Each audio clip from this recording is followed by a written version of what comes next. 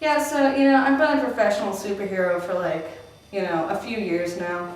It kind of started one day. I was outside, I was outside on the sidewalk, and I saw this kid, small kid, kind of nerdy, not really like me. I was never that kid. This kid though, yeah, buck teeth, bad clothes, stupid haircut.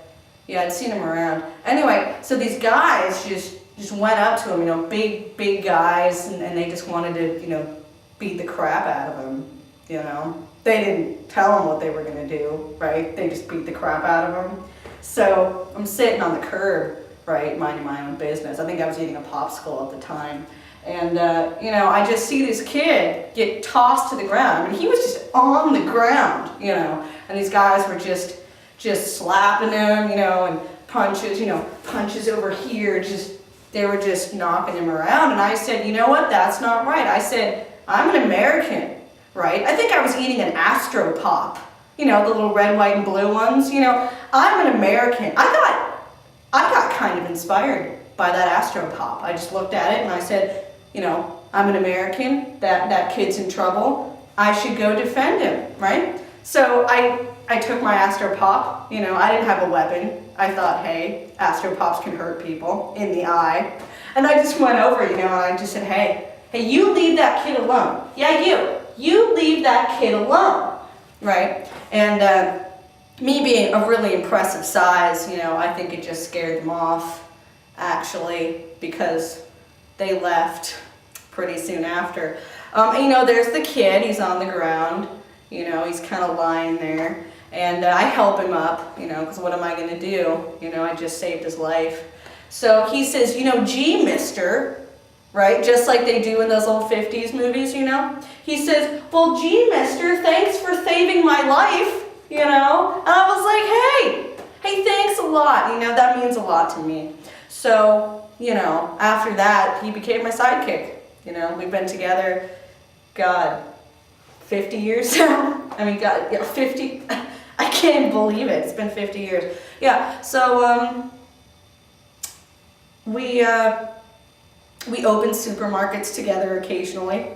We do some car rental places.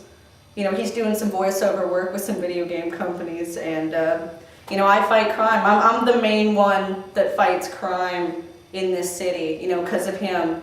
I carried it on, and I'm that guy. He's that kid, I'm that guy, What's our name? Yeah, I've been thinking about that one. And for me it was Astroman because of the popsicle. Yeah, from that day it was Astroman because of the popsicle. And he's Astro Boy. And he's got a helmet. It's pretty cool, and a cape too. And that's what we've been doing. 50 years. God, I don't even think about it anymore. Except every time I try to jump over a building, and that's kind of painful. Right in those places where you don't think it would be. Yeah, because you're just not as nimble as those other guys. With the underwear outside their suits. Yeah, that takes some balls to wear your underwear on the outside. I've always been more traditional when it comes to superhero apparel, you might say. I mean, the goggles, obviously, to protect your eyes. The hat, wind when you're flying around. You wouldn't think so by this, right, that I could fly, but it's pretty aerodynamic, Yeah, no, it is. Yeah. Aerodynamic, yeah. So, we're not high enough, or else I'd show you. I'd go jump off a building or something. Maybe you'll see that later, I don't know. But, yeah, so it's pretty good for that.